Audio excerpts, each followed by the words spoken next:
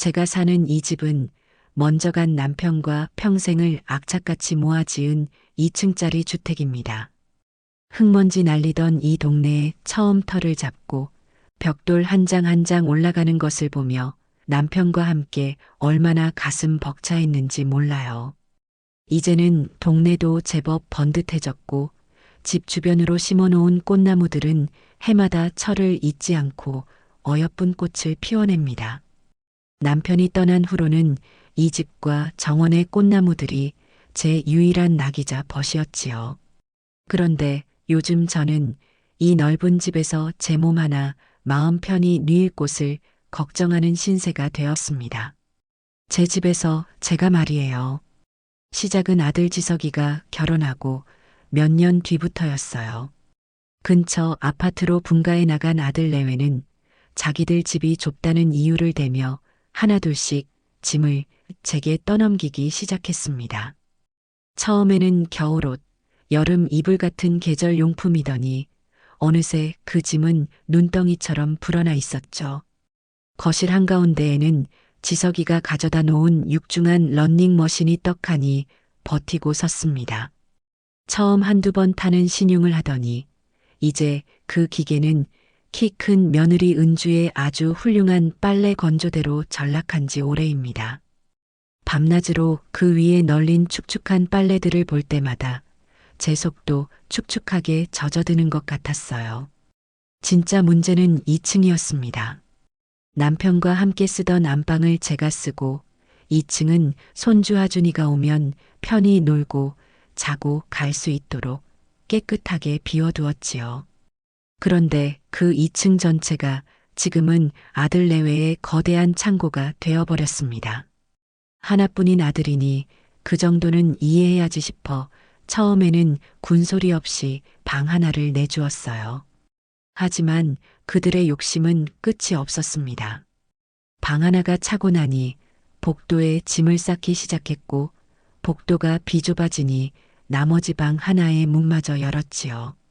지금 2층에 올라가 보면 아주 가관이에요. 문을 열자마자 보이는 건 먼지가 뽀얗게 쌓인 캠핑 용품들입니다. 지석이가 한때 캠핑에 빠져 비싼 돈 주고 사들인 것들이죠. 고작 두어 번 가고는 힘들다고 창고에 처박아 둔 채 그 짐들을 고스란히 제 집으로 옮겨온 겁니다. 그 옆에는 은주가 쓰던 화장대와 분해된 침대 프레임이 위태롭게 기대어 서 있고 구석에는 지석이가 언젠가 골프를 배운다며 사들인 골프채가 먼지를 뒤집어 쓴 채 박치되어 있어요. 그 채를 휘둘러 본 게 언제인지 기억도 나지 않습니다.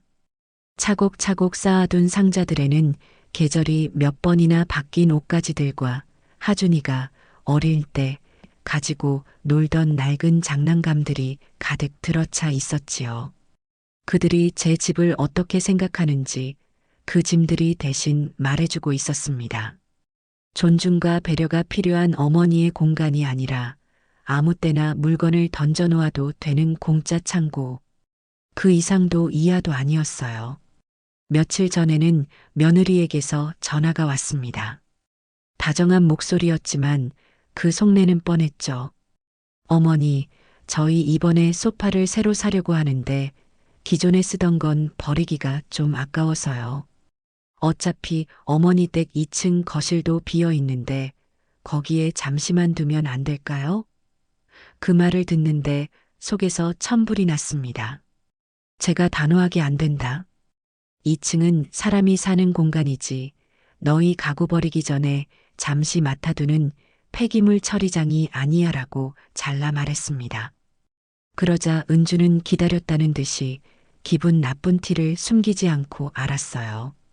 그럼 저희도 알아서 할게요라며 신경질적으로 전화를 끊어버렸지요. 그 알아서 한다는 말이 얼마나 공허한지는 지난 몇 년간의 경험으로 뼈저리게 알고 있었습니다. 그렇게 속을 끓이던 며칠 뒤 마침 지석이와 통화를 하게 되었습니다. 회사 일이 힘든지 요즘 통 입맛이 없어서 기운이 하나도 없다며 힘없는 소리를 하더군요. 며느리는 밉상이지만 그래도 하나뿐인 아들이 기운이 없다니 어미 된 마음에 또 마음이 약해졌습니다. 자식 이기는 부모 없다는 말이 정말 맞나 봐요. 저는 다음 날 아침 일찍 가장 큰 장바구니를 들고 시장으로 향했습니다. 아들이 가장 좋아하는 갈비찜을 해주어야겠다는 생각뿐이었어요. 정육점에 가서 가장 좋은 갈비짝을 골라 두툼하게 잘라달라고 부탁했습니다. 큼직한 무와 밤, 대추, 은행까지 싱싱한 것들로만 한가득 사서 집으로 돌아왔죠. 갈비는 찬물에 몇 시간을 담가 핏물을 빼고 일일이 기름을 떼어내는 손이 많이 가는 음식이잖아요. 무릎도 성취하는데 싱크대 앞에 몇 시간을 서서 재료를 다듬고 양념장을 만들었습니다. 달큼하고 짭짤한 양념에 갈비를 재워 냄비에 앉히고 뭉근한 불에 푹 익히는 내내 제 입가에는 저도 모르게 미소가 번졌어요. 이걸 먹고 아들이 다시 기운을 차릴 생각을 하니 고된 것도 잊을 수 있었습니다. 저녁 시간이 다 되어갈 무렵 저는 혹시나 하는 마음에 아들에게 직접 전화를 걸었습니다. 며느리에게는 알리고 싶지 않았거든요. 지석아, 나다. 너 좋아하는 갈비찜 했다. 저녁에 너희 집으로 가져다 줄까? 아들은 제 전화에 반가운 목소리로 대답했습니다. 그래. 엄마가 한 갈비찜 먹고 싶었는데. 좋지. 그럼 이따 봐. 엄마 아들의 그 대답 하나에 저는 세상을 다 얻은 것 같았어요. 가장 큰 냄비에 갈비찜을 가득 담고 혹시나 식을까봐 수건으로 냄비를 꽁꽁 감쌌습니다. 묵직한 냄비를 들고 집을 나서는 제 발걸음은 날아갈 듯 가벼웠습니다. 아들네 아파트 단지에 도착해 익숙한 동을 찾아 걸어갔습니다. 12층. 엘리베이터를 기다리는 짧은 시간 동안 손주 하준이가 할머니가 만든 갈비찜을 보고 얼마나 좋아할까 상상하며 혼자 웃기도 했어요. 드디어 12층에 내려 아들네 집 현관문 앞에 섰습니다. 초인종을 눌렀지요. 그러자 안에서 시끌벅적한 TV 소리와 함께 지석이와 은주 그리고 손주 하준이의 웃음소리가 선명하게 들려왔습니다. 아, 다들 모여서 즐겁게 있구나. 저는 흐뭇한 마음으로 문이 열리기를 기다렸습니다. 하지만 문은 열리지 않았어요. 제 귀가 잘못되었나 싶어 다시 한번 초인종을 눌렀습니다. 그러자 거짓말처럼 문 안의 모든 소음이 뚝 그쳤습니다. 웃음소리도 TV 소리도 완벽한 정적. 마치 아무도 없는 집처럼요. 그 순간 제 심장이 쿵 하고 내려앉았습니다. 제가 온 것을 그들은 명백하게 알고 있었습니다. 그런데도 문을 열지 않는 겁니다. 저는 떨리는 손으로 휴대폰을 꺼내 아들의 번호를 눌렀습니다. 그러자 문 안쪽에서 희미하게 벨소리가 울리는 것이 들려왔어요. 제 심장은 더 빨리 뛰기 시작했습니다. 제발, 제발 받아라. 그러나 그 벨소리는 이내 뚝 하고 끊겼습니다. 제 아들이 제 전화를 직접 거부한 겁니다. 저는 망연자실해서 현관문 손잡이를 바라보았습니다. 그때였습니다. 문 하나를 사이에 두고 며느리 은주의 얼음장같이 차가운 목소리가 들려왔습니다. 어머니, 저희 오늘 피곤해서 좀 쉬려고요. 그냥 문 앞에 두고 가세요. 너무나 기가 막히고 황당해서 제 입에서 저도 모르게 말이 튀어나갔습니다. 지석이 좀 바꿔라 그러자 이번에는 제가 낳고 제 손으로 기른 아들의 목소리가 이어졌습니다. 제 가슴에 대못을 박는 서늘하고 무심한 목소리였습니다. 엄마, 그냥 가. 우리 피곤해. 피곤하다. 그 한마디가 제 뇌리에 박혀 떠나지를 않았습니다. 피곤하다라. 온몸의 힘이 쭉 빠져나가는 기분이었어요. 육중한 갈비찜 냄비를 든 팔이 제멋대로 후들후들 떨려왔습니다. 그 떨림이 어깨를 타고 등줄기를 타고 다리까지 번져나갔습니다. 저는 그 자리에 거대한 시멘트 기둥이라도 박힌 것처럼 꼼짝달싹할 수 없었습니다. 문 하나, 고작 손가락 두 마디 두께도 되지 않을 저 얇은 합판 문 하나를 사이에 두고 제 세상이 두 개로 갈라지고 있었습니다. 문 안쪽은 제 아들과 며느리가 그들의 안락과 편안함을 누리는 따뜻한 세계였고, 문 바깥쪽은 이 늙은 어미가 자식의 정성이라는 무거운 짐을 든 채 차가운 복도에 내쳐진 버려진 세계였습니다. 피곤하다. 그 말이 메아리처럼 머릿속을 맴돌았습니다. 무엇이 그들을 그토록 피곤하게 만들었을까요? 조금 전까지 저 문틈으로 새어나오던 명랑한 웃음소리와 시끄러운 텔레비전 소리는 무엇이었을까요? 어쩌면 그 웃음과 여흥이 너무나 격렬해서 이 어미의 초인종 소리 한 번에 온몸의 기력이 쇠해져 버리기라도 한 걸까요? 저는 제 평생 피곤하다는 말을 입에 담고 살아본 적이 거의 없었습니다. 피곤할 틈이 없었지요. 동이 트기 전 일어나 남편과 아들의 아침을 차리고 해가 중천에 뜰 때까지 밭에 나가 허리가 끊어져라 일을 했습니다. 오후에는 시장에 나가 좌판을 벌였고 해가 진 뒤에야 파김치가 되어 집으로 돌아와 저녁을 짓고 빨래를 하고 잠든 식구들의 옷을 깁다가 새벽녘에나 겨우 눈을 붙였습니다.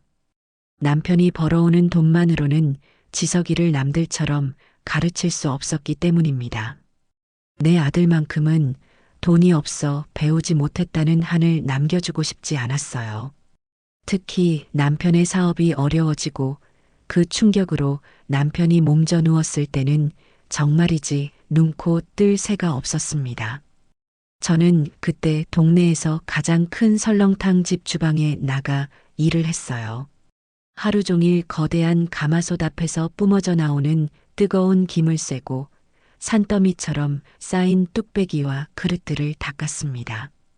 펄펄 끓는 물에 손을 담그고 빼기를 수백 번, 고무장갑을 껴도 손끝은 늘 퉁퉁 붓고 갈라져 피가 배어 나왔지요.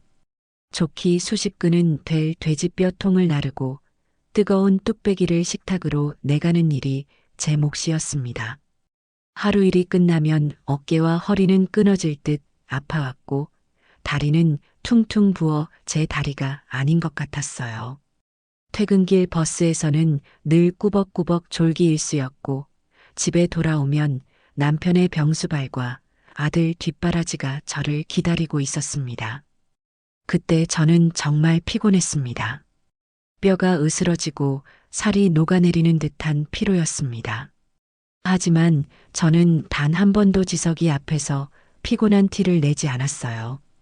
오히려 학교에서 돌아온 아들 앞에 더 맛있는 반찬을 차려주지 못해 미안해했고 더 좋은 옷을 사입히지 못해 가슴 아파했습니다. 제 피로는 아들의 미래를 위한 당연한 대가라고, 제 희생은 아들의 성공을 위한 거룩한 재물이라고 스스로를 다독였습니다. 제가 그렇게 뼈를 갈아 모은 돈으로 지석이는 번듯하게 대학을 졸업하고 대기업에 취직하고 어여쁜 아내를 얻어 가정을 꾸렸습니다. 그리고 지금 그 아들은 텔레비전을 보며 웃고 떠드느라 생긴 그 하찮은 피로를 이유로 평생의 피로를 짊어져 온 늙은 어미를 문전박대하고 있었습니다. 지석아, 엄마가. 제 목소리가 또다시 멋대로 새어나왔습니다. 뭐라고 말을 이으려 했는지 저 자신도 몰랐습니다. 그저 아들의 이름을 부르고 싶었을 뿐이었어요. 내 아들이 맞는지, 내가 알던 그 아들이 저 문 뒤에 있는 것이 맞는지 확인하고 싶었습니다. 하지만 문 안에서는 아무런 대답도 들려오지 않았습니다. 대신 자기들끼리 나누는 대화 소리가 희미하게 들려왔습니다. 제가 들으라고 하는 소리인지 아니면 제가 문 밖에 서 있다는 사실조차 잊어버린 것인지 그들의 목소리에는 일말의 거리낌도 없었어요. 아, 정말 언제 가신대? 사람 신경 쓰여서 TV도 제대로 못 보겠네. 갈비찜은 또 뭐야, 느끼하게. 난 치킨 시켰는데. 며느리 은주의 짜증 섞인 목소리였습니다. 저를 어머니라고 부르지도 않았습니다. 그저 언제 가는 거냐는 귀찮은 손님 혹은 불청객을 대하는 투였어요. 제가 밤새워 만든 갈비찜은 느끼한 것이 되어버렸고 자신들이 시킨 치킨의 상대적인 우월함을 강조하는 도구로 전락했습니다. 심장이 바닥으로 쿵 하고 떨어지는 기분이었습니다. 내 말이 그냥 문고리에 걸어놓고 가면 될 것이지 뭘 자꾸 얼굴을 보재. 피곤해 죽겠는데. 이번에는 아들 지석이의 목소리였습니다. 며느리의 투덜거림에 맞장구를 치는 완벽한 한 쌍의 모습이었지요. 제 간절함을, 아들의 얼굴 한번 보고 싶었던 어미의 마음을 그는 그저 얼굴을 보자는 귀찮은 고집으로 치부해버렸습니다. 그리고 다시 한번 그는 피곤하다고 했습니다. 저를 문 밖에 세워두고 제 정성을 모욕하고 제 존재를 부정하는 그 짧은 시간 동안 그들은 얼마나 더 격렬하게 피곤해진 걸까요? 그들의 대화를 듣는 순간 또 다른 과거의 한 장면이 제 눈앞에 펼쳐졌습니다. 은주가 손주 하준이를 낳고 저희 집 근처 산후조리원에 있을 때였어요. 조리원 비용이 만만치 않으니 은주는 2주 만에 퇴소해서 집으로 돌아왔습니다. 친정어머니가 일찍 돌아가신 며느리가 안쓰러워 저는 당연하다는 듯이 아들네 집으로 들어가 산후조리를 도왔습니다. 매일같이 미역국을 끓이고 가물치와 호박을 고아 즙을 내어 먹였습니다. 밤새 우는 아이를 제가 대신 안고 방안을 서성였고 갓난아이의 기저귀를 가는 일부터 집안 살림과 청소까지 모두 제 몫이었습니다. 지석이는 갓난아기를 안는 것조차 서툴러 쩔쩔맸고 은주는 출산의 후유증으로 온종일 누워만 있었습니다. 그때의 저는 조금도 힘들지 않았어요. 새로 태어난 손주가 너무나 예뻤고 아들 내외가 저를 의지하는 것이 기뻤습니다. 그때 은주는 제 손을 잡고 말했었죠. 어머니, 정말 감사해요. 어머니 아니었으면 저 정말 큰일 날 뻔했어요. 이 은혜 평생 잊지 않을게요. 지석이 역시 제 어깨를 주무르며 말했습니다. 엄마가 최고야. 엄마 없었으면 어쩔 뻔했어. 그들의 감사와 칭찬이 그때는 세상 그 어떤 말보다 달콤했습니다. 저는 정말 우리가 한 가족이 되었다고 믿었어요. 하지만 그 감사 역시 자신이 편안하고 아쉬울 때만 유효한 것이었습니다. 이제 아이가 다 크고 제 도움이 더 이상 필요 없어지자 저는 그저 성가시고 귀찮은 늙은이가 되어버린 겁니다. 그들의 집에 제 노동력과 시간은 기꺼이 들여놓았지만 정작 제 몸 하나는 문 안으로 들릴 수 없는 그런 존재가 되어버렸습니다. 그들의 피곤함은 그들이 필요할 때만 선택적으로 사라지는 아주 편리한 병이었습니다. 저는 그 자리에 얼어붙었습니다. 묵직한 갈비찜 냄비를 든 팔이 더는 제 것이 아닌 것처럼 감각 없이 후들후들 떨려왔어요. 문 하나를 사이에 두고 제가 제 인생을 바쳐 키워낸 아들과 그 아들의 옆자리를 차지한 며느리가 합심하여 이 늙은 어미를 벌레 보듯 내치고 있었습니다. 바로 조금 전까지 그들의 유쾌한 웃음소리가 흘러나오던 저 문이 이제는 저와 그들 사이를 영원히 갈라놓는 거대하고 차가운 단두대처럼 느껴졌습니다. 제 전화를 바로 앞에서 거부하던 아들의 그 냉정한 행동이 심장에 박힌 유리 조각처럼 파고들어 아파왔습니다. 제가 밤새워 정성껏 만든 이 갈비찜, 제 모든 정성과 사랑이 그들의 안락한 휴식을 방해하는 귀찮은 방해물, 그 이상도 이하도 아니었던 겁니다. 그 순간 엘리베이터가 띵하는 소리와 함께 12층에 멈춰 섰습니다. 문이 열리고 노란 옷을 입은 배달 기사가 커다란 치킨 상자를 들고 내렸어요. 그리고는 익숙하다는 듯이 바로 제 옆 아들네 집 현관문으로 다가왔습니다.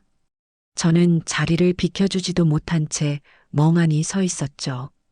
배달 기사가 초인종을 누르며 배달 왔습니다라고 하자 조금 전까지 묵묵부답이던 현관문이 아주 살짝 사람 한 명이 겨우 드나들 만큼만 열렸습니다.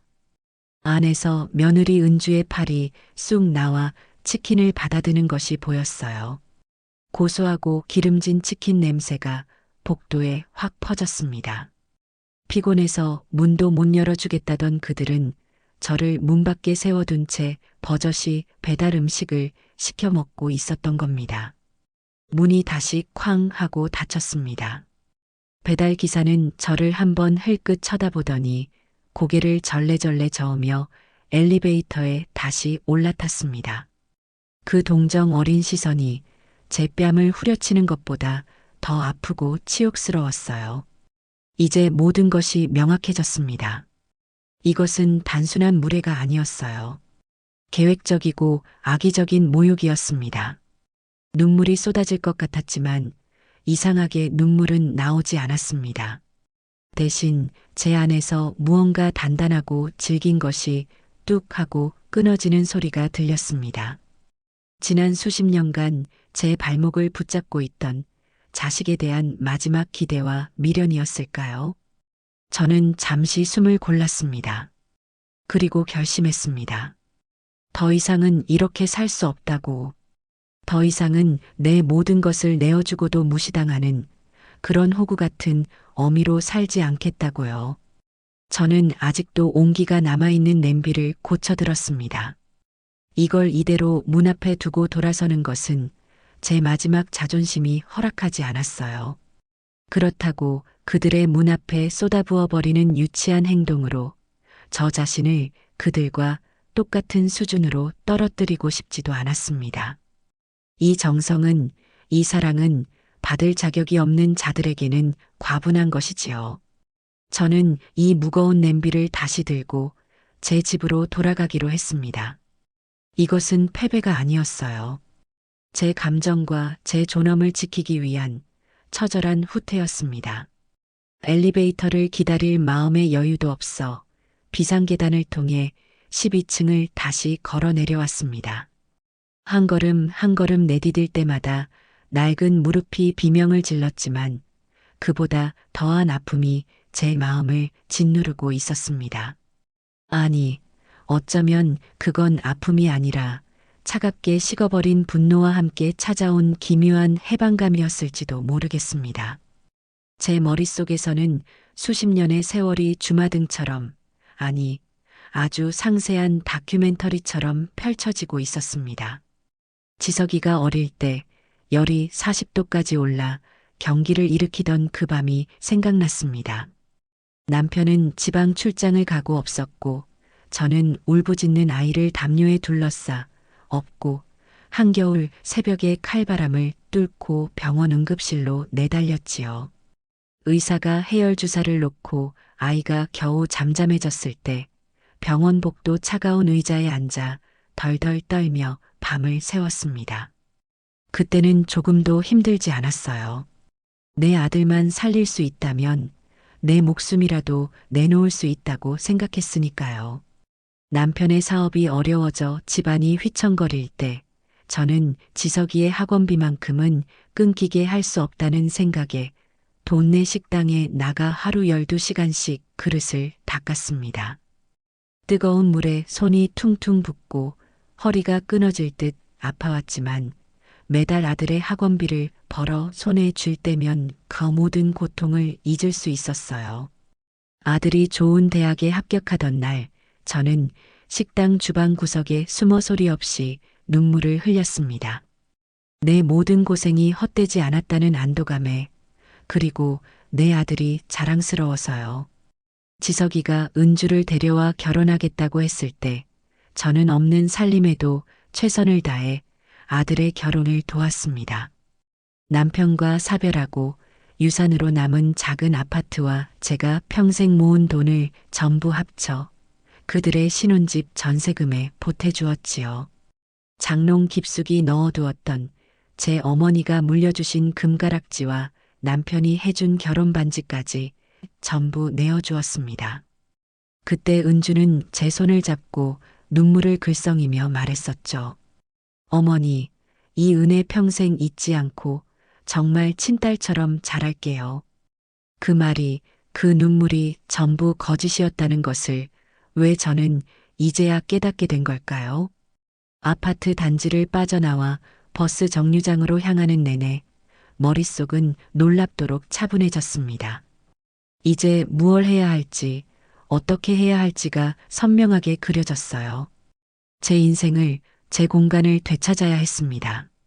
제 집을 점령하고 있는 그들의 뻔뻔한 짐짝들, 그들의 이기심과 무례함의 상징들을 떠올렸습니다. 거실 한복판에 흉물처럼 서서 이제는 은주의 속옷까지 널려 있는 러닝머신. 제가 손님이라도 오실까 싶어 천으로 덮어두면 어머니, 그냥 두세요. 저희가 알아서 할 건데 왜 자꾸 건드리세요? 라며 신경질을 내던 며느리의 목소리가 귓가에 울렸습니다. 2층을 가득 채운 그들의 짐들을 하나하나 떠올렸습니다. 하준이가 태어나기 전에 쓰던 낡은 유아용 침대, 이제는 거미줄만 잔뜩 쳐 있는 유모차. 어머니, 둘째 가질지도 모르니까 일단 좀 맡아주세요. 그 말을 철석같이 믿고 몇 년이나 그 짐을 안고 살았습니다. 하지만 그들은 둘째를 가질 생각이 전혀 없었죠. 그저 자신들의 집에 자리만 차지하는 애물단지를 제게 떠넘겼을 뿐입니다. 한때 골프에 미쳐있던 지석이가 사들인 수백만 원짜리 골프채 세트. 어머니, 이거 잘 보관해 주세요. 나중에 하준이 크면 가르쳐 줘야죠. 그 골프채로 공 한 번 제대로 쳐보지 않고 이제는 현관 구석에서 먼지만 뒤집어 쓰고 있었습니다. 은주가 결혼 전에 쓰던 화려한 화장대와 의자, 봄, 여름, 가을, 겨울, 사계절의 옷가지와 신발, 핸드백이 담긴 수십 개의 상자들. 그들은 제 집을 자신들의 편의를 위해 언제든 이용할 수 있는 무료 창고, 그 이상으로 생각하지 않았던 겁니다. 버스를 타고 집으로 돌아오는 길, 차창 밖으로 스쳐 지나가는 풍경은 눈에 들어오지 않았어요. 제 머릿속은 차가운 결심으로 가득 차 있었습니다. 그들은 저와의 관계를 스스로 끊어냈습니다. 그렇다면 저 역시 그들과의 관계를 정리해야 마땅하지요. 그 정리는 바로 제 집을 불법으로 점거하고 있는 그들의 모든 흔적을 지워버리는 것에서부터 시작될 겁니다. 집에 도착하자마자 저는 묵직한 갈비찜 냄비를 들고 부엌으로 향했습니다. 그리고는 음식물 쓰레기통 뚜껑을 열고 아직 온기가 남아있는 갈비찜을 미련 없이 전부 쏟아부었습니다. 툭, 투둑. 제가 밤새워 만든 정성이, 아들을 향한 마지막 모정이 그렇게 차가운 쓰레기통 속으로 사라졌습니다. 빈 냄비를 싱크대에 내려놓는 소리가 텅 빈 제 마음에 서늘하게 울려 퍼졌습니다. 그리고 저는 곧장 전화기를 들었습니다. 언제나 제 편이 되어주는 제 유일한 피부치, 동생 영숙이에게 전화를 걸었죠. 신호음이 몇 번 울리지 않아 동생이 전화를 받았습니다. 언니 웬일이야 이 시간에? 저는 떨림 없는 강철처럼 단단한 목소리로 말했습니다. 영수가 지금 당장 우리 집으로 좀 와. 집에 쌓인 쓰레기들을 좀 치워야겠어. 아주 싹 다 제 목소리에 담긴 심상치 않은 기운을 동생은 즉시 알아차렸습니다. 쓰레기? 지석이네 집 말하는 거지? 무슨 일 있었어? 저는 방금 전 아들네 집 앞에서 겪었던 그 치욕스러운 모든 일을 담담하게 감정 하나 씻지 않고 사실 그대로 이야기했습니다. 치킨 배달부의 이야기까지요.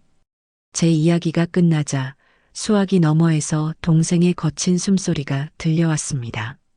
한참 동안 말이 없던 동생은 이내 분노가 폭발한 목소리로 소리쳤습니다.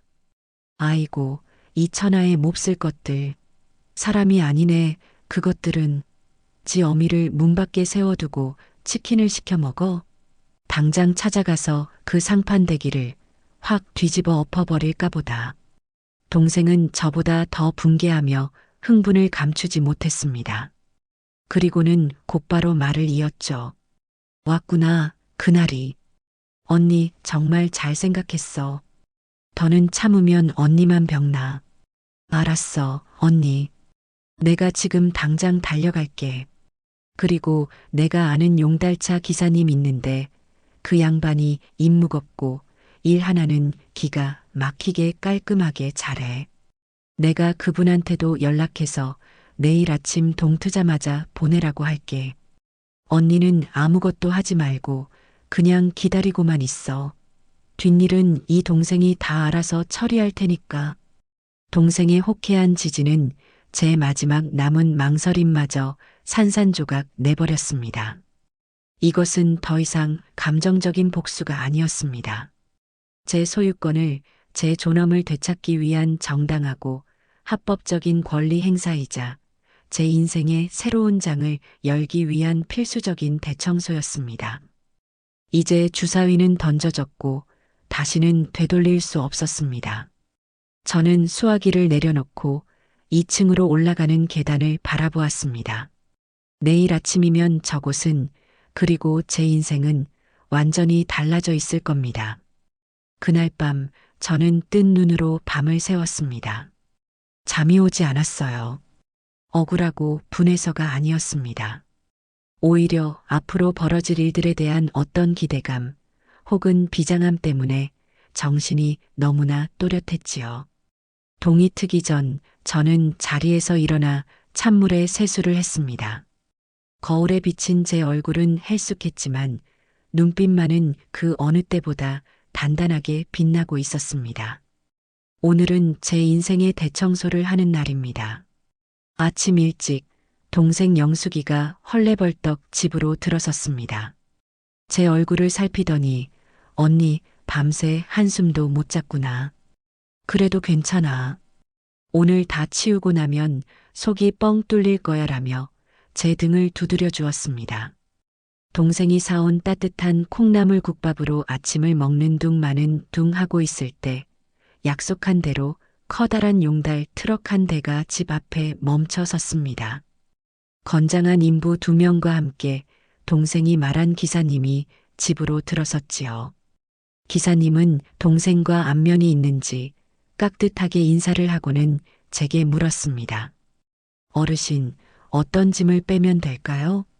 저는 자리에서 일어나 조금의 망설임도 없이 손가락으로 거실 구석을 가리켰습니다. 저기 저 런닝머신부터요.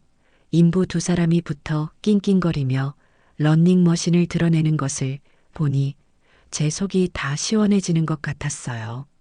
몇 년 동안 제 거실의 주인 행세를 하던 흉물이 사라지자 그 자리에 아침 햇살이 환하게 쏟아져 들어왔습니다. 저는 기사님과 인부들을 데리고 2층으로 올라갔습니다. 그리고 2개의 방과 복도를 가리키며 말했죠. 여기 있는 물건 전부요. 하나도 남김없이 전부 빼주세요. 기사님은 잠시 놀란 표정이었지만 이내 고개를 끄덕이며 인부들에게 지시를 내렸습니다. 그때부터 제 집에서는 일대소란이 벌어졌습니다. 인부들의 둔탁한 발소리, 짐을 옮기는 소리, 상자를 테이프로 봉하는 소리가 온 집안에 울려 퍼졌어요. 저는 팔짱을 낀 채 그 모든 광경을 묵묵히 지켜보았습니다. 동생은 제 옆에서 연신 잘한다, 언니, 속 시원하다, 를 외쳐댔고요. 그들의 짐이 하나씩 집 밖으로 실려나갈 때마다 저는 그 물건들의 얽힌 기억들을 하나씩 떠올렸습니다. 먼지 쌓인 골프채를 보며 지석이가 처음 골프를 배운다며 신이 나서 제게 용돈을 타가던 날을 생각했습니다. 그놈의 비즈니스에 필요하다면서요. 결국 서너 번 폰만 잡다 그만둔 것을요. 산더미 같은 캠핑용품을 보면서는 단 한 번도 저를 캠핑에 데려간 적 없었던 아들 내외의 주말을 상상했습니다. 그들만의 오붓한 가족여행에 늙은 어미는 언제나 거추장스러운 존재였겠지요. 상자 안에서 며느리 은주의 옷가지들이 쏟아져 나왔습니다. 제가 백화점에 가서 큰맘 먹고 사준 비싼 코트도 있었고 명품 로고가 박힌 핸드백도 보였습니다. 제가 준 용돈으로 혹은 아들을 들볶아 사들였을 물건들이었죠. 그 모든 것들이 이제는 제게서 떨어져 나가는 과거의 편린일 뿐이었습니다. 가장 마음이 복잡했던 것은 손주 하준이의 낡은 장난감 상자를 보았을 때였어요. 상자 한 구석에서 하준이가 처음 걸음마를 뗐을 때 신었던 손바닥만 한 낡은 신발 한 짝이 굴러 나왔습니다. 그걸 보는 순간 가슴 한 구석이 아릿하게 저려왔어요. 하지만 저는 그 신발을 조용히 다시 집어 상자 안에 넣었습니다. 과거는 과거일 뿐입니다. 그 과거에 발목 잡혀 현재의 제 삶을 망칠 수는 없는 노릇이었어요.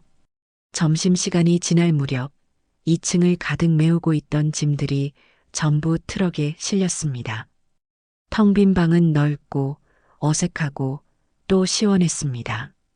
벽지와 장판 곳곳에 짐에 눌리고 긁힌 상처들이 고스란히 남아 있었지만 그 상처마저도 지난 세월의 훈장처럼 보였습니다. 이제 정말 끝이구나 싶었죠. 저는 기사님께 미리 알아봐둔 컨테이너 창고 주소를 알려드렸습니다. 기사님, 이 짐들을 전부 저 주소로 옮겨주시고 보관료는 2달치를 제 이름으로 선납해 주세요. 제 말에 기사님은 고개를 끄덕였습니다. 동생이 제게 다가와 언니 1달만 하지. 왜 2달씩이나 해줘? 그 돈도 아깝게라고 말했지만 저는 고개를 저었습니다. 아니다, 영수가. 1달은 너무 짧아. 그리고 이왕 해주는 거 다시는 내게서 돈 뜯어낼 궁리 못하게 못을 박아야지. 이게 내가 그들에게 주는 마지막 배려다. 용달 트럭이 제 집 앞을 떠나는 것을 끝까지 지켜보았습니다.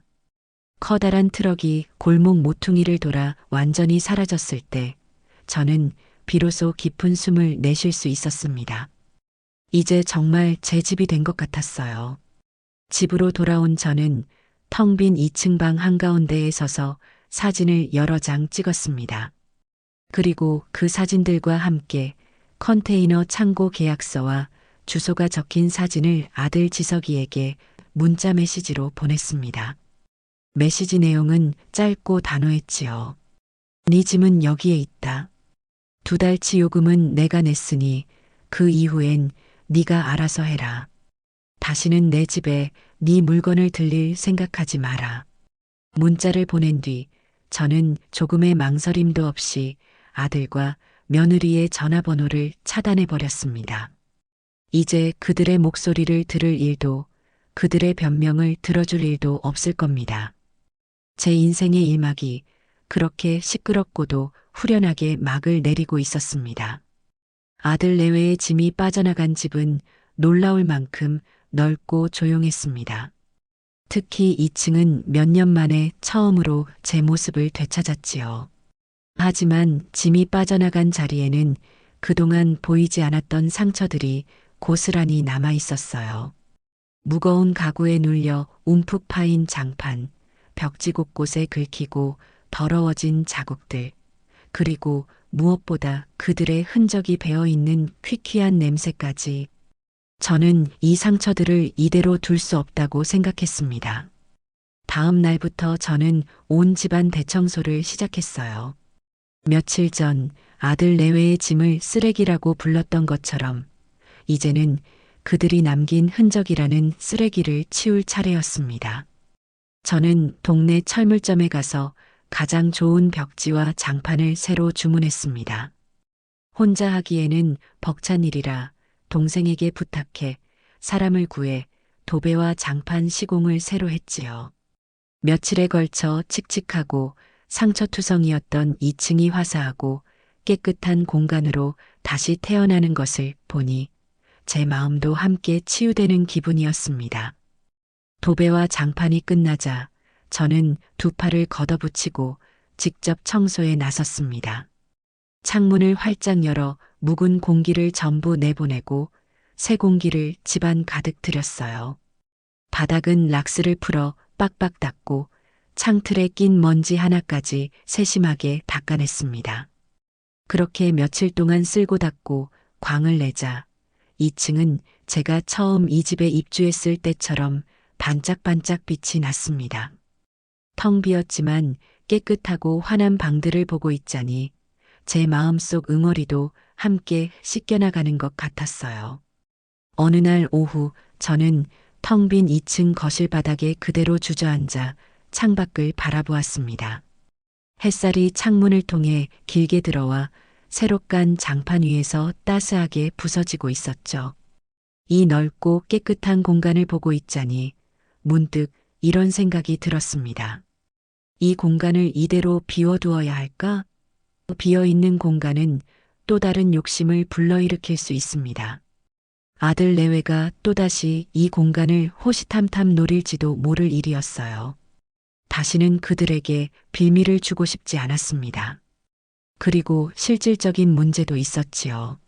남편이 남긴 얼마 안 되는 연금과 제 수입만으로는 생활이 넉넉지 않았습니다.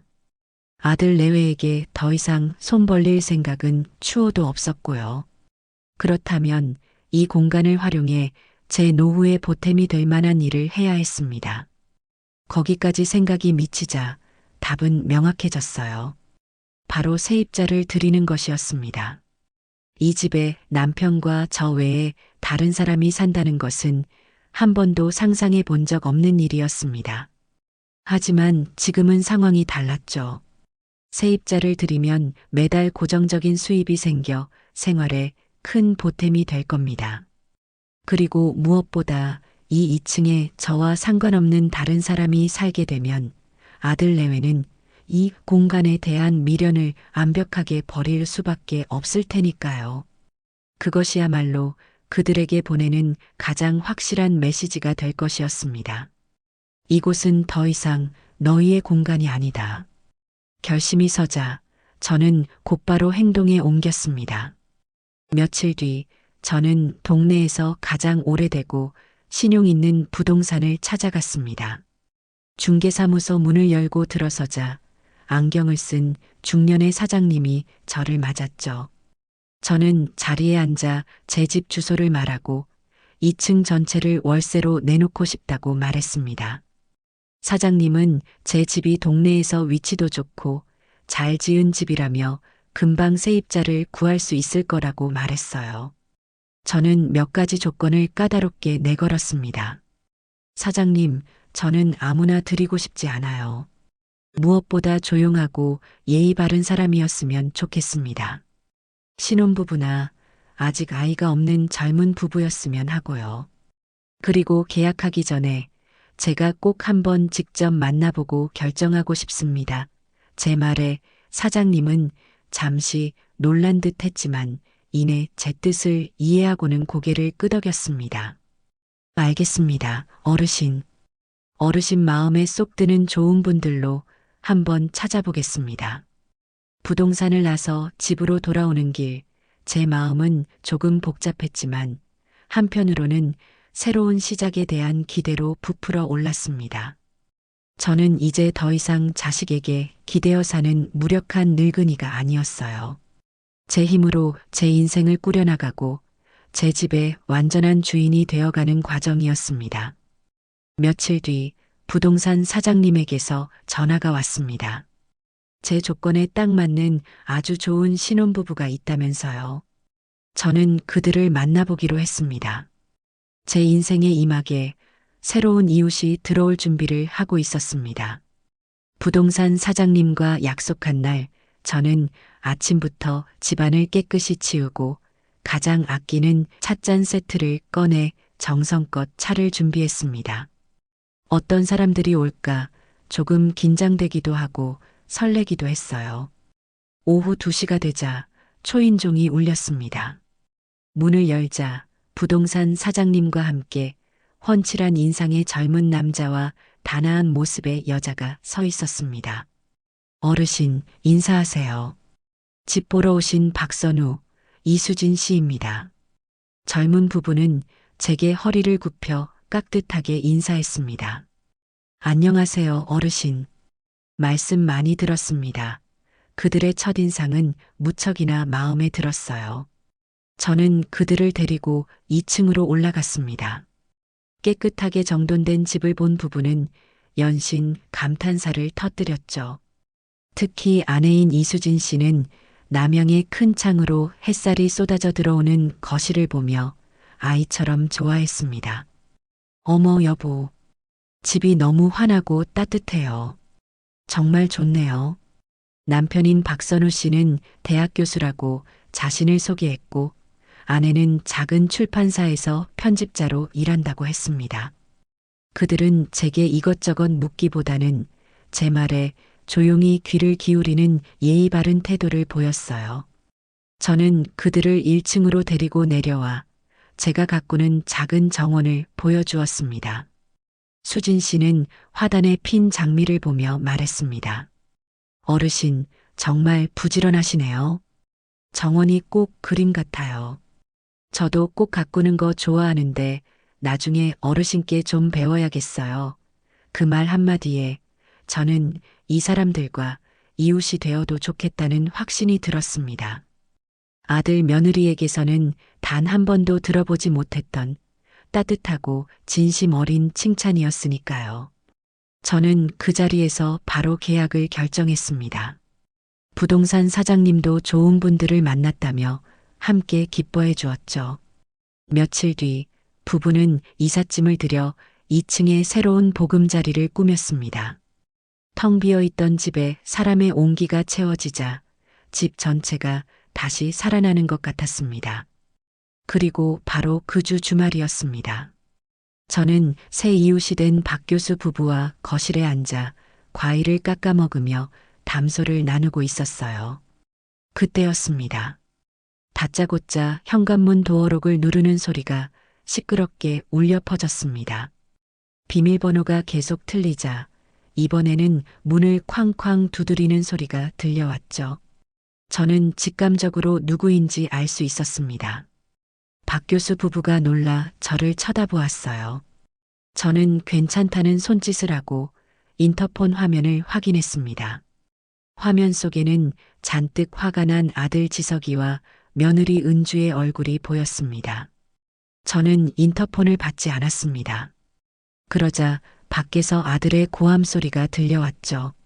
엄마, 안에 있는 거 다 알아. 문 열어, 당장. 그때 제 휴대폰이 요란하게 울리기 시작했습니다. 모르는 번호였는데 아들이겠죠. 저는 박 교수 부부에게 양해를 구하고 휴대폰을 들었습니다. 역시나 아들이었습니다. 엄마, 지금 뭐 하는 짓이야? 우리 방에 저 사람들은 다 누구야? 당장 내보내. 아들은 이성을 잃고 소리를 질러댔습니다. 저는 아주 차분하고 조용한 목소리로 대답했죠. 거긴 이제 더 이상 너희 방이 아니야. 그리고 그분들은 내가 정식으로 계약한 세입자다. 제 말에 아들은 더 길길이 날뛰었습니다. 뭐? 세입자? 엄마 미쳤어? 어떻게 우리한테 말 한마디 없이 그럴 수가 있어? 내가 왜 너희에게 허락을 받아야 하지? 이 집은 내 집이다. 그리고 나는 너희에게 분명히 통보했다.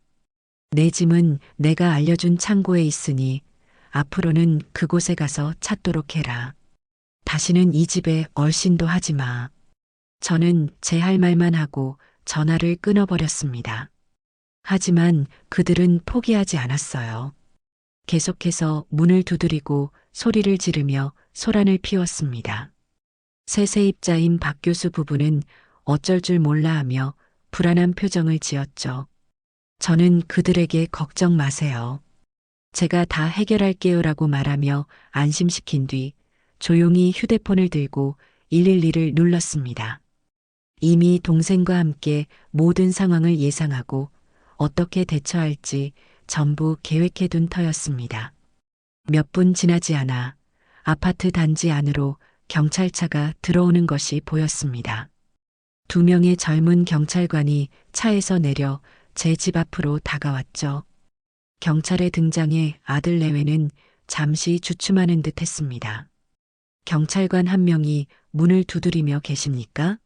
신고받고 출동했습니다라고 말했습니다. 저는 현관문 앞으로 다가가 문을 아주 살짝만 열고 신분증과 함께 이 집의 등기부등본을 보여주었습니다. 그리고 차분하게 설명했죠. 저는 이 집의 집주인 김영자입니다. 저분들은 제 아들과 며느리인데 제 허락 없이 찾아와 문을 부술 듯이 두드리며 소란을 피우고 있습니다. 제 세입자들도 불안에 떨고 있고요. 제발 저들을 여기서 떠나게 해주세요. 제 설명과 서류를 확인한 경찰관들은 고개를 끄덕이고는 아들 내외에게 다가갔습니다. 그리고는 단호한 어조로 말했죠. 김지석 씨, 이은주 씨, 이 집은 김영자 어르신 소유의 자택이 맞습니다. 집주인이 원치 않는 방문과 소란 행위는 주거 침입에 해당될 수 있습니다. 어르신께서 2분이 돌아가길 원하시니 조용히 돌아가 주십시오. 계속해서 소란을 피우시면 저희도 법적 절차에 따라 조치할 수밖에 없습니다. 경찰의 말에 아들과 며느리의 얼굴은 하얗게 질렸습니다. 자신들의 어머니 집에 찾아왔다가 경찰에게 주거 침입으로 경고를 받는 이 상황이 얼마나 치욕스럽고 황당했겠어요. 그들은 더 이상 아무 말도 하지 못하고 이웃들이 수군거리며 쳐다보는 것을 애써 외면한 채 쫓기듯이 아파트 단지를 빠져나갔습니다. 저는 창문으로 그들의 초라한 뒷모습이 완전히 사라질 때까지 모든 것을 지켜보았습니다. 이것으로 길고 길었던 싸움의 첫 번째 라운드가 완벽한 저의 승리로 끝났습니다. 경찰차가 골목을 빠져나가고 세상은 언제 그랬냐는 듯 다시 고요해졌습니다. 하지만 제 집 거실의 공기는 여전히 어색하고 무겁게 가라앉아 있었어요. 이 모든 소동을 바로 옆에서 지켜본 박 교수 부부는 어쩔 줄 몰라 하며 제 눈치만 살피고 있었습니다. 특히 아내인 수진 씨는 얼굴이 하얗게 질려 있었죠. 저는 애써 미소를 지으며 그들에게 말했습니다. 괜찮아요, 2분. 놀라게 해드려서 정말 미안합니다. 이제 다 끝났으니 아무 걱정 마세요. 남편인 선우 씨가 조심스럽게 입을 열었습니다. 아닙니다, 어르신. 저희가 죄송할 게 뭐 있나요? 오히려 어르신께서 괜찮으신지 모르겠습니다. 그의 말에는 진심 어린 걱정이 묻어 있었습니다. 저는 고개를 저으며 찻주전자에 새로 물을 올렸어요. 저는 괜찮습니다. 아주 괜찮아요. 묵은 체증이 한꺼번에 쑥 내려간 기분인걸요. 2분만 괜찮으시다면 저는 아무렇지도 않습니다. 제 단호하고 차분한 태도에 부부는 그제야 조금 안심하는 듯 보였습니다. 수진 씨가 저를 바라보며 말했죠. 어르신, 정말 대단하세요. 저 같으면 무서워서 어쩔 줄 몰랐을 텐데 저는 그저 옅게 웃으며 대답했습니다. 대단할 게 뭐 있겠어요. 내 집, 내 인생을 지키려고 용기를 좀 냈을 뿐이지요. 그날 밤 우리는 더 이상 그 일에 대해 이야기하지 않았지만 소란을 함께 겪으며 생긴 어떤 동지애 같은 것이 우리 사이에 조용히 자리 잡는 것을 느낄 수 있었습니다. 다음 날 아침 저는 동생 영숙이에게 전화를 걸어 어제 있었던 일을 전부 이야기해 주었습니다. 경찰까지 부른 제 이야기에 동생은 수화기 너머에서 박수를 치며 깔깔 웃어댔어요. 언니 진짜 잘했어. 아주 제대로 했네. 그 싹수 없는 것들 꼴 좋다. 동생의 시원한 반응에 제 마음도 한결 가벼워졌습니다. 그리고 동생은 제게 중요한 정보를 알려주었죠. 바로 결혼 전의 시작이었습니다. 며느리 은주는 경찰에게 망신을 당하고 쫓겨난 그날 밤부터 온갖 친척들에게 전화를 돌리기 시작했다고 해요. 자신의 시어머니가 얼마나 인정머리 없고 독한 사람인지 말 한마디 없이 자식의 짐을 길바닥에 내쫓고 세입자를 들였으며 심지어 경찰까지 불러 자식들을 범죄자 취급했다면서 눈물로 하소연을 했다는 겁니다. 자신의 무례함과 뻔뻔한 거짓말에 대한 이야기는 쏙 빼놓은 채 완벽하게 피해자인 척 연기를 한 것이지요. 하지만 영숙이는 은주보다 한 수 위였습니다. 은주가 친척들에게 전화를 돌리기 시작했다는 소식을 다른 친척을 통해 듣자마자 동생은 주요 친척들에게 먼저 전화를 걸어 사건의 전말을 낱낱이 알렸던 겁니다. 제가 정성껏 갈비찜을 만들어 갔던 이야기, 미리 약속까지 하고 찾아갔는데도 문전박대를 당한 이야기, 심지어 아들 지석이까지 합세하여 어미를 모욕했던 그날의 진실을요. 동생은 특유의 걸걸한 목소리로 이렇게 덧붙였다고 합니다. 여러분, 세상에 어떤 자식이 제 어미한테 그런 짓을 합니까? 그래놓고 이제 와서 피해자라고 울고불고 하는 저것들 말을 믿어야겠어요. 아니면 평생 자식밖에 모르고 산 우리 언니를 믿어야겠어요? 판단은 알아서들 하세요. 효과는 즉각적이었습니다. 은주의 눈물 섞인 하소연을 들은 친척들은 처음에는 제 욕을 하려다가도 이미 동생에게서 전말을 들은 터라 누구도 은주 편을 들어주지 않았다고 해요. 오히려 아무리 그래도 그렇지 갈비찜까지 해오신 어른을 어떻게 문전박대할 수가 있니? 너희가 먼저 잘못했네, 잘못했어라며 핀잔을 주었다고 합니다. 여론전에서 완벽하게 패배한 은주는 그 뒤로 누구에게도 연락하지 않았다고 해요. 제 동생 영숙이의 완벽한 승리였지요. 저는 그 이야기를 들으며 혼자 집에 앉아 아들 내외의 모습을 상상해 보았습니다. 그들은 지금쯤 자신들의 좁은 빌라 안에서 서로를 탓하며 으르렁거리고 있겠지요. 아들 지석이는 며느리에게 소리칠 겁니다. 이게 다 당신 때문이야. 당신이 엄마한테 그렇게 쌀쌀맞게 굴지만 않았어도 이 지경까지는 안 왔잖아. 이제 우리 짐은 다 어떡하고 매달 나가는 저 창고 비용은 어떡할 거냐고. 그러면 며느리 은주도 지지 않고 악을 쓰겠지요. 뭐, 이게 왜 내 탓이야? 그럼 당신이 중간에서 똑바로 했어야지. 엄마가 불쌍하다면서 내 등살에 못 이기는 척 다 동조한 건 당신 아냐? 그리고 당신은 뭐 잘했어? 문 열어주기 싫어서 같이 피곤하다고 거짓말한 건 당신이잖아. 그들의 싸움은 끝이 없을 겁니다. 경제적인 압박과 주변의 차가운 시선, 그리고 무엇보다 자신들의 안락한 생활을 떠받쳐주던 공짜 창고와 공짜 보모를 잃어버린 상실감이 그들을 올가맬 테니까요.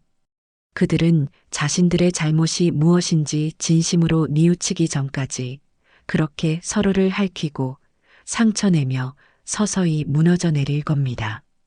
그것이 바로 그들이 받아야 할 마땅한 벌이었어요.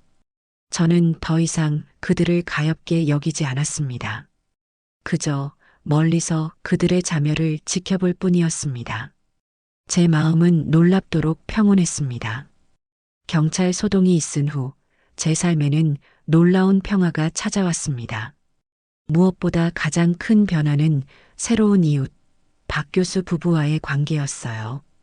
그들은 단순한 세입자가 아니라 제 얼어붙었던 마음에 온기를 불어넣어주는 좋은 친구이자 자식 같은 존재가 되어주었습니다. 어색함도 잠시, 우리는 금세 가까워졌지요. 제가 저녁 창거리를 너무 많이 준비한 날이면 저는 자연스럽게 2층으로 올라가 그들의 저녁상에 나물 한 접시, 김치 한 보식이라도 더 얹어주곤 했습니다. 그러면 아내 수진 씨는 다음 날 자기가 구운 빵이라며 갓 나온 따끈한 스콘이나 마들렌을 예쁜 접시에 담아 제게 가져다 주곤 했어요. 어르신, 어제 주신 총각김치 정말 맛있었어요. 저도 좀 가르쳐 주세요. 수진 씨는 제 음식 솜씨를 진심으로 존경해 주었고, 저는 신이 나서 제 평생의 비법들을 하나씩 전수해 주었습니다. 함께 거실에 앉아 멸치를 다듬고 마늘을 까며 도란도란 이야기를 나누는 시간은 제게 큰 위로가 되었어요. 남편인 선우 씨 역시 무뚝뚝해 보였지만 속정이 깊은 사람이었습니다.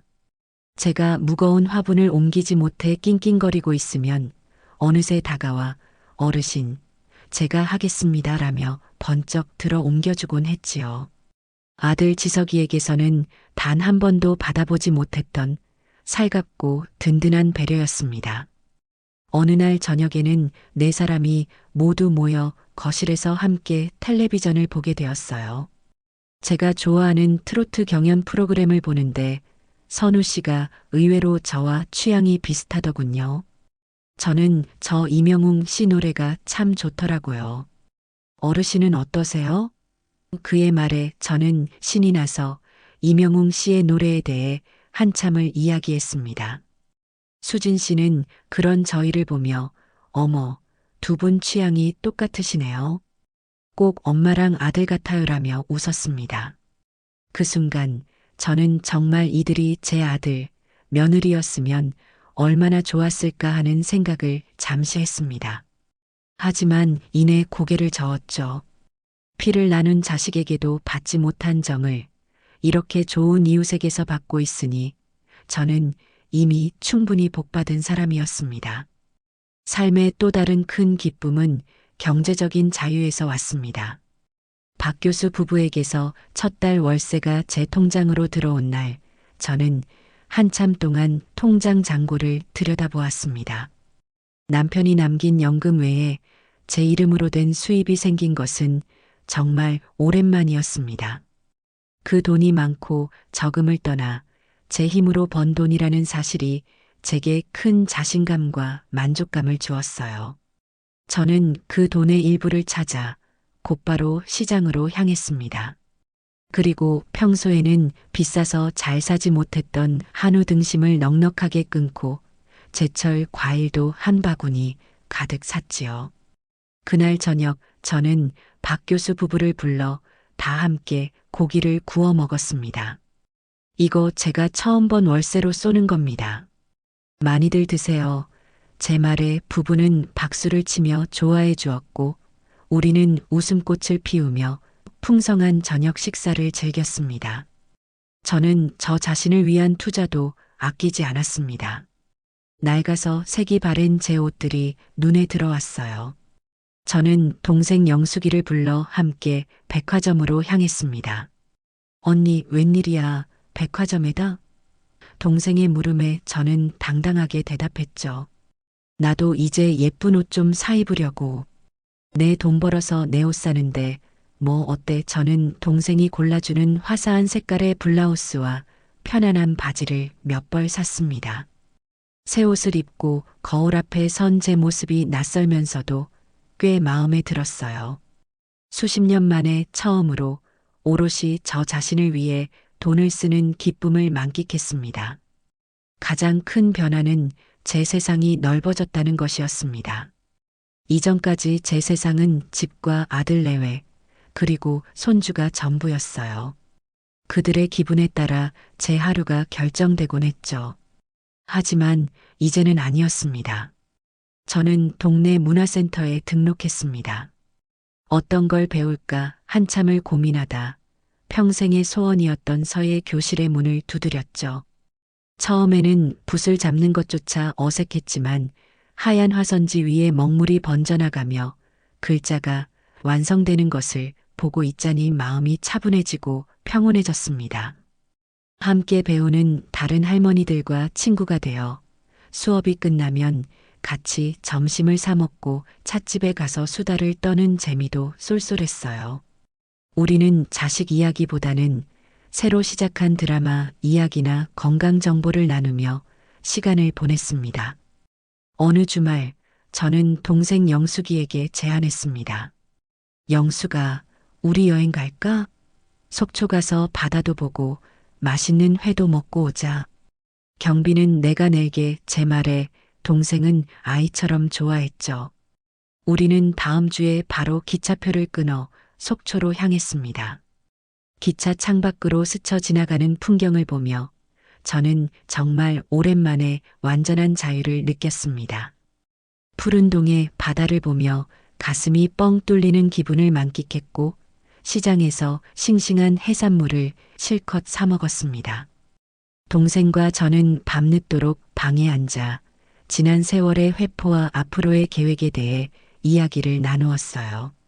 동생은 제게 말했습니다. 언니, 요즘 얼굴이 정말 좋아 보여. 꼭 10년은 젊어진 것 같아. 그 말에 저는 웃으며 대답했죠. 그럼 내 인생을 되찾았는데 이만해야지. 그 여행은 제게 자식이라는 굴레에서 벗어나 오롯이 나 자신으로 살아가는 삶이 얼마나 행복한지를 깨닫게 해준 소중한 선물이었습니다. 새로운 일상에 완벽하게 적응하며 하루하루를 즐겁게 보내고 있을 때쯤 예상했던 연락이 왔습니다. 한 달 넘게 아무 소식이 없던 아들 지석이에게서였어요. 모르는 번호로 전화가 걸려왔기에 무심코 받았는데 수화기 너머에서 들려오는 아들의 목소리에 잠시 숨을 멈췄습니다. 그의 목소리는 예전처럼 당당하거나 화가 나 있지 않았어요. 어딘지 모르게 기운이 없고 처량하게 들렸습니다. 엄마, 저 지석이에요. 저는 아무 대답도 하지 않았습니다. 무슨 말을 하려나 잠자코 기다렸죠. 아들은 한참을 머뭇거리다 입을 열었습니다. 다름이 아니라 하준이가 할머니를 너무 보고 싶어 해서요. 밤마다 할머니 보고 싶다고 울고불고 난리예요. 애가 할머니를 너무 찾는데 어떻게 해야 할지 모르겠어요. 역시나 손주를 방패로 내세울 줄 알았습니다. 제 동정심의 호소에 어떻게든 다시 관계의 끈을 이어보려는 속셈이 뻔히 보였어요. 예전 같았으면 손주가 온다는 말 한마디에 당장이라도 달려갔을 저였지만 이제 저는 다른 사람이 되어 있었습니다. 저는 아주 차분하고 사무적인 목소리로 대답했습니다. 나도 하준이가 보고 싶구나. 아이는 죄가 없으니 당연히 만나야지. 수화기 너머에서 아들의 안도하는 숨소리가 들리는 듯 했어요.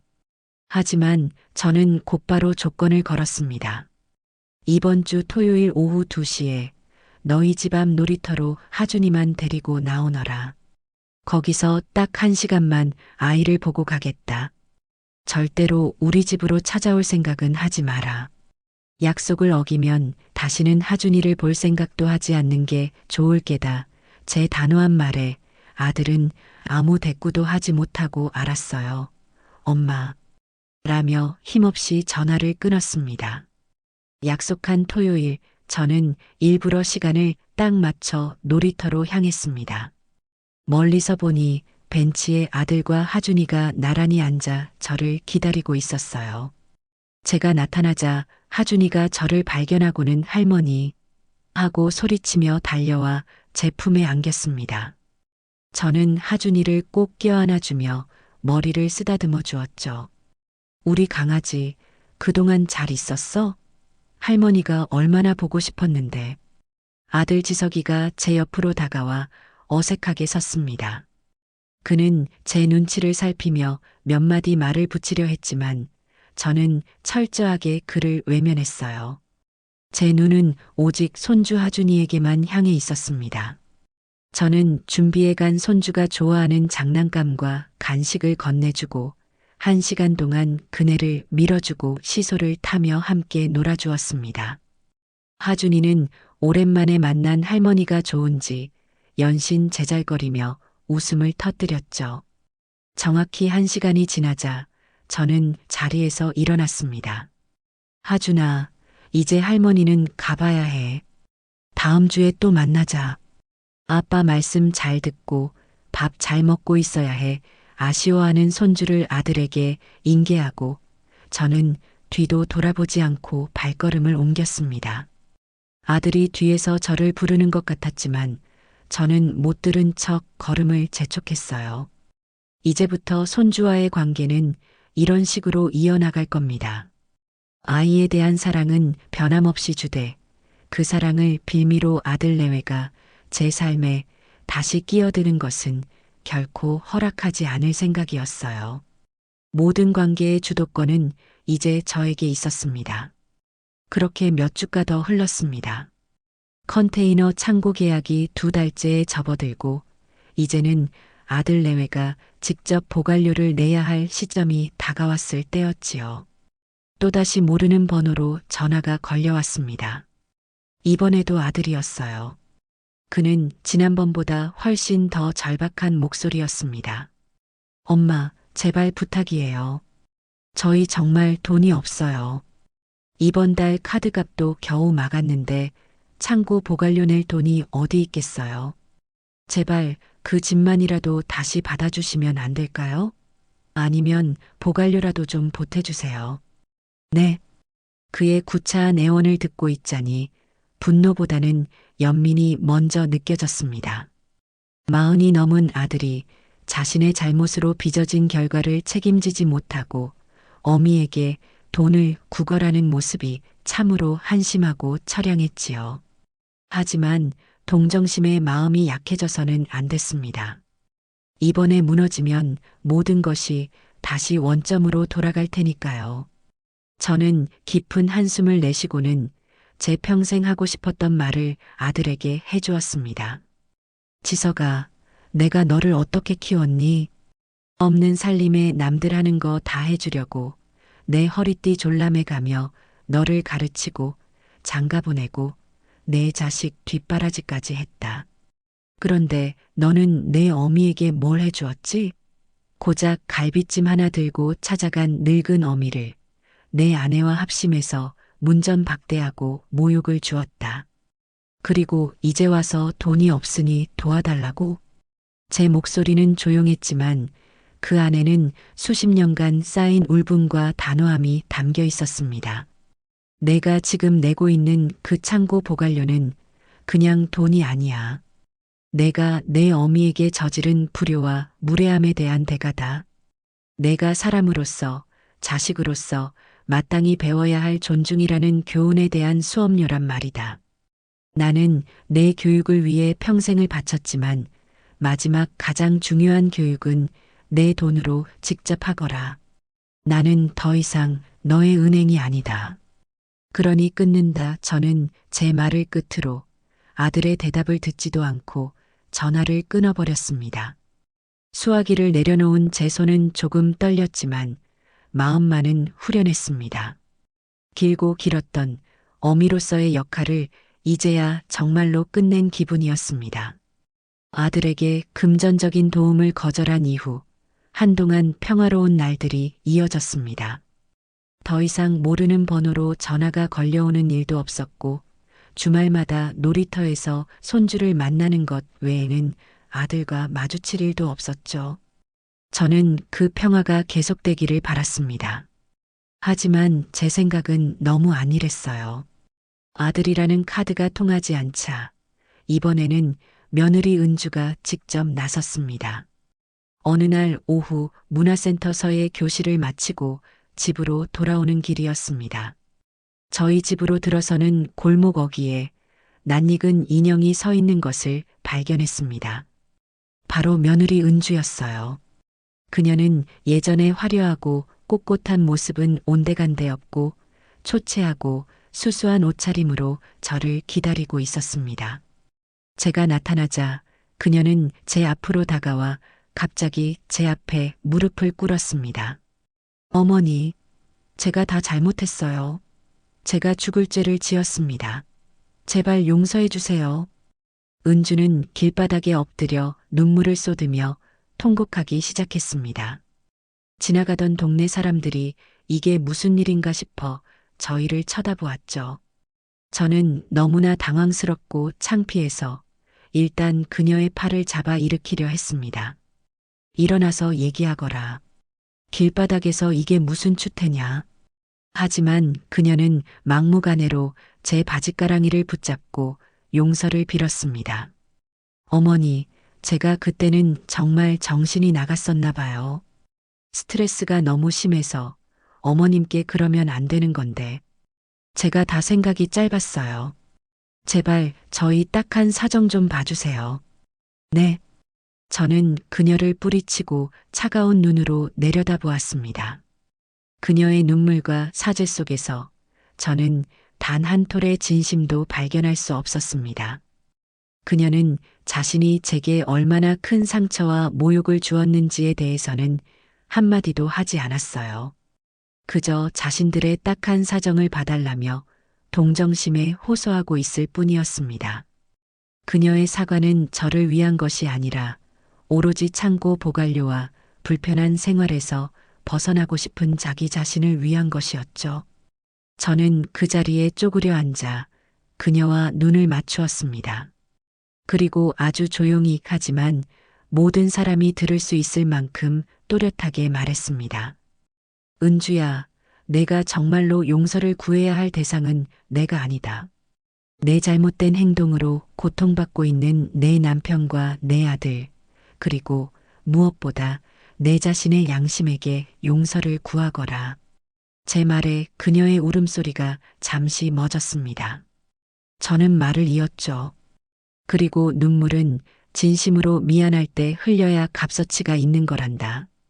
너처럼 자신의 이익을 위해 흘리는 눈물은 그저 더러운 위선일 뿐이야. 나는 내 연극에 더 이상 관객이 되어줄 마음이 없으니 그만 일어나 돌아가거라. 제 말은 비수처럼 그녀의 가슴에 박혔을 겁니다. 은주는 더 이상 울지도 매달리지도 못하고 멍한 표정으로 저를 올려다보았어요. 저는 자리에서 일어나 그녀를 그대로 남겨둔 채 집으로 향했습니다. 뒤에서 동네 사람들의 수군거리는 소리가 들려왔지만 저는 아무렇지도 않았습니다. 제 인생의 주도권을 되찾은 지금 타인의 시선 따위는 두렵지 않았으니까요. 그날 이후 며느리 은주는 다시는 제 앞에 나타나지 않았습니다. 그것이 그녀의 마지막 발악이었고 저와 그들 사이에 질긴 악연이 완전히 끊어지는 순간이었습니다. 몇 주 뒤 동생 영숙이에게서 소식을 전해 들었습니다. 아들 내외가 결국 창고 보관료를 감당하지 못하고 안에 있던 짐을 전부 처분했다는 소식이었습니다. 그들이 그토록 아까워하던 소파와 침대, 제 거실을 차지하고 있던 러닝머신과 골프채, 캠핑용품까지 전부 중고 가구상에게 헐값에 넘겨버렸다고 해요. 그 소식을 듣는데 이상하게도 아무런 감정이 들지 않았습니다. 시원하지도 통쾌하지도 않았어요. 그저 이제 정말로 모든 것이 끝났구나 하는 생각만 들었죠. 그들의 욕심과 미련의 상징이었던 그 짐들이 사라짐으로써 길고 길었던 싸움이 비로소 마침표를 찍은 겁니다. 그날 저녁 저는 오랜만에 앨범을 꺼내 보았습니다. 앨범 속에는 어린 지석이가 제 품에 안겨 환하게 웃고 있는 사진이 있었죠. 저는 그 사진을 한참 동안 어루만졌습니다. 제 아들이었던 그 아이는 이제 세상에 없었습니다. 제 곁에는 그저 자신의 욕심을 위해 어미를 기만한 낯선 중년의 남자가 있을 뿐이었어요. 저는 앨범을 조용히 덮었습니다. 슬프지 않았습니다. 그저 모든 것을 받아들이고 제 앞에 놓인 새로운 삶을 살아갈 준비를 할 뿐이었습니다. 창밖을 보니 2층 박 교수 부부의 방에 따뜻한 불빛이 새어나오고 있었습니다. 그 불빛을 보고 있자니 제 마음도 덩달아 따뜻해지는 기분이었습니다. 저는 이제 혼자가 아니었어요. 제 곁에는 저를 존중해주고 아껴주는 좋은 이웃이 있었고 언제나 제 편이 되어주는 든든한 동생이 있었습니다. 그리고 무엇보다 제 인생을 제 뜻대로 살아갈 수 있는 용기와 자유를 얻었습니다. 그걸로 충분했습니다. 더 이상 바랄 것이 없는 완벽한 평화가 제게 찾아오고 있었습니다. 계절이 한 바퀴 돌아 제 정원의 꽃나무들이 다시금 화사한 꽃망울을 터뜨리는 봄이 왔습니다. 제 삶에도 완연한 봄이 찾아왔지요. 아침에 눈을 뜨면 더 이상 가슴을 짓누르는 불안감이나 억울함은 없습니다. 대신 창문 틈으로 새어 들어오는 상쾌한 아침 공기와 지저귀는 새소리가 저를 맞이해요. 저는 일어나자마자 2층으로 올라가는 계단 소리에 귀를 기울입니다. 출근을 준비하는 박 교수 부부의 조용한 인기척은 이제 제 일상의 일부가 된 정겨운 소음이지요. 저는 1층 거실에서 향긋한 커피를 내리며 하루를 시작합니다. 남편이 살아있을 때 함께 쓰던 낡은 커피 그라인더에 원두를 넣고 손으로 직접 갈 때의 그 소리와 냄새는 제게 어떤 경건함마저 느끼게 해요. 커피 한 잔을 들고 정원으로 나가는 것이 제게는 가장 큰 행복입니다. 밤새 내린 이슬을 머금은 장미와 작약의 꽃잎을 어루만지며 잡초를 뽑고 흙을 고르는 일에 몰두하다 보면 시간 가는 줄을 모릅니다. 식물을 가꾸는 일은 정직해요. 내가 쏟는 정성과 사랑만큼 어여쁜 꽃과 튼실한 열매로 보답하니까요. 사람 관계도 이와 같으면 얼마나 좋을까 하는 생각을 하곤 합니다. 하루는 아침 일찍 정원에서 흙을 만지고 있는데 2층에서 내려온 수진 씨가 제게 다가왔습니다. 어르신, 아침부터 부지런하시네요. 이거 어제 제가 구운 건데 커피랑 같이 드세요. 그녀가 건넨 작은 바구니에는 갓 구워 김이 모락모락 나는 스콘이 담겨 있었어요. 고소한 버터 냄새가 정원 가득 퍼졌습니다. 저는 환하게 웃으며 고맙다고 인사했죠. 아이고, 매번 이렇게 얻어먹기만 해서 어쩌나. 내가 오늘 점심에는 맛있는 된장찌개 끓여줄게요. 수진 씨는 정말요? 와, 신난다. 라며 아이처럼 좋아했습니다. 우리는 그렇게 서로에게 작은 온기를 나누며 삭막할 뻔했던 임대인과 임차인의 관계를 넘어 따뜻한 이웃사촌이자 서로를 살뜰히 챙기는 유사가족이 되어가고 있었습니다. 제 삶은 규칙적이고 평화로웠습니다. 오전에 정원을 가꾸고 점심을 먹고 나면 문화센터에 갈 준비를 합니다. 서예 교실에 가는 날도 있고 새로 등록한 스마트폰 활용 교실에 가는 날도 있었죠. 처음에는 자판을 누르는 것조차 헷갈렸지만 이제는 제법 능숙하게 인터넷으로 뉴스를 보고 친구들과 메신저로 사진을 주고받을 수도 있게 되었어요. 세상과 소통하는 새로운 창이 열린 기분이었습니다. 수업이 없는 날에는 동생 영숙이와 함께 동네 도서관에 가거나 영화관에 가서 최신 영화를 보기도 했습니다. 제 나이에 무슨 영화냐고 할 수도 있겠지만 스크린 속에서 펼쳐지는 다른 사람들의 삶을 엿보는 것은 꽤나 즐거운 경험이었어요. 물론 제 삶에서 아들과 손주를 완전히 지워버린 것은 아니었습니다. 매주 토요일 오후 2시 놀이터에서의 만남은 어느덧 우리 사이에 새로운 규칙으로 자리 잡았지요. 처음 몇 달간 아들 지석이는 저를 만날 때마다 어떻게든 제 용서를 구하고 자신들의 딱한 사정을 호소하려 애썼습니다. 하지만 제가 철벽처럼 흔들리지 않자 그 역시 서서히 변하기 시작했어요. 더 이상 돈 이야기를 꺼내거나 집으로 다시 들어가게 해달라고 조르지 않았습니다. 그저 묵묵히 제가 손주와 노는 모습을 지켜보다가 약속한 1시간이 되면 아이를 데리고 돌아갈 뿐이었죠. 그리고 지난 토요일 그에게서 작지만 의미 있는 변화가 있었습니다. 그날도 여느 때처럼 하준이와 즐거운 시간을 보내고 집으로 돌아갈 채비를 하고 있을 때였어요. 지석이가 제게 다가와 한참을 머뭇거리더니 아주 작은 목소리로 말했습니다. 엄마, 그때 저희가 정말 잘못했어요. 죄송합니다. 그 사과는 이전에 눈물 섞인 하소연이나 동정심에 호소하던 애원과는 달랐습니다. 어떤 조건도 바람도 없는 그저 자신의 잘못을 인정하는 담담한 고백이었어요. 수십 년 만에 처음으로 저는 아들의 입에서 진심이 담긴 사과의 말을 들었습니다. 저는 아무 말 없이 아들을 바라보았습니다. 그의 얼굴에는 지난 1년간의 마음고생이 고스란히 새겨져 있었어요. 예전의 오만함과 이기심 대신 지치고 후회하는 중년 남자의 얼굴이 보였습니다. 저는 그를 용서하기로 마음먹었습니다. 하지만 그 용서는 예전처럼 모든 것을 없던 일로 하고 그들을 다시 제품으로 끌어안는 그런 용서가 아니었어요. 저는 그저 조용히 고개를 끄덕이며 말했습니다. 이제라도 내 잘못을 알았다니 그걸로 됐다. 그 말 한마디가 제가 그에게 해줄 수 있는 최선의 용서이자 마지막 배려였습니다. 우리는 더 이상 예전의 엄마와 아들로 돌아갈 수 없을 겁니다. 하지만 적어도 서로에게 더 이상 상처 주지 않는 적당한 거리를 둔 어른 대 어른으로 남을 수는 있겠지요. 집으로 돌아와 저는 저녁 식사를 마친 뒤 오랫동안 쓰지 않던 책상에 앉았습니다. 그리고 서랍 깊숙한 곳에서 새로운 일기장 한 권을 꺼내 들었죠. 제 인생의 이 막을 제 손으로 직접 기록하고 싶어졌습니다.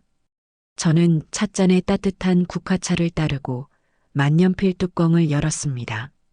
그리고 하얀 종이 위에 제 지난 1년의 이야기를, 아니, 제 남은 인생의 첫 페이지를 써내려가기 시작했습니다. 오늘 나는 아들에게서 처음으로 진심 어린 사과를 받았다. 그 사과를 듣는 순간 나는 내 안에 남아있던 마지막 응어리마저 눈 녹듯 사라지는 것을 느꼈다. 나는 그를 용서했다. 하지만 그것은 과거로의 회귀를 의미하지 않는다. 나는 더 이상 자식의 인생에 내 인생을 저당 잡힌 채 살아가지 않을 것이다. 사람들은 종종 가족이라는 이름으로 모든 것을 용납하고 희생해야 한다고 말한다. 나 역시 평생을 그렇게 믿고 살아왔다. 하지만 나는 이제 안다. 진정한 가족이란 혈연으로 묶인 관계가 아니라 서로의 삶을 존중하고 서로의 공간을 지켜주는 관계라는 것을. 내 집 현관문을 닫아 걸고 어미의 정성을 바닥에 내버리게 만든 그 순간 아들과 며느리는 이미 가족이기를 포기한 것이나 다름없었다. 내가 한 일은 그들이 먼저 놓아버린 끈을 그저 끊어낸 것뿐이다. 내 집을 되찾고 그들의 짐을 드러내고 새로운 세입자를 들이고 경찰을 불렀던 그 모든 과정이 어떤 이들에게는 독하고 모진 행동으로 보일지도 모르겠다. 하지만 나는 후회하지 않는다. 그때 내가 용기를 내지 않았더라면 나는 지금도 2층의 짐짝들처럼 내 집 한구석에서 먼지만 뒤집어 쓴 채 숨 막혀하며 살고 있었을 테니까. 내 집의 주인이 되지 못하고 내 인생의 주인이 되지 못한 채 말이다. 이제 나는 온전히 내 두 발로 서 있다.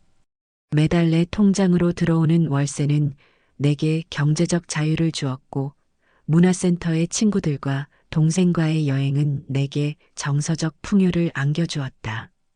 2층의 박 교수 부부는 내게 새로운 가족의 의미를 가르쳐 주었다. 나는 더 이상 외롭지 않다. 혼자이지만 충만하다. 사람들은 내 이야기를 사이다라고 부를지도 모른다. 억울한 상황을 시원하게 해결했으니 말이다. 하지만 내가 얻은 진정한 사이다는 복수의 통쾌함이 아니었다. 그것은 바로 소란스러운 모든 것들이 지나간 뒤에 찾아온 이 고요한 평화. 누구의 눈치도 볼 필요 없이 오롯이 나 자신을 위해 하루를 살고 내일 아침을 기쁘게 맞이할 수 있는 이 완벽한 자유. 이것이야말로 내 인생의 마지막 장을 채워나갈 가장 달콤하고 시원한 행복이다. 일기장을 덮고 창밖을 보았습니다. 어둠이 내린 동네에 집집마다 따뜻한 불빛이 켜져 있었습니다. 제가 사는 이 집의 불빛도 그 중 하나가 되어 세상을 온화하게 비추고 있었습니다. 저는 그 불빛 아래에서 비로소 진정한 내 집, 내 인생의 주인이 되었음을 실감하며 조용히 미소 지었습니다.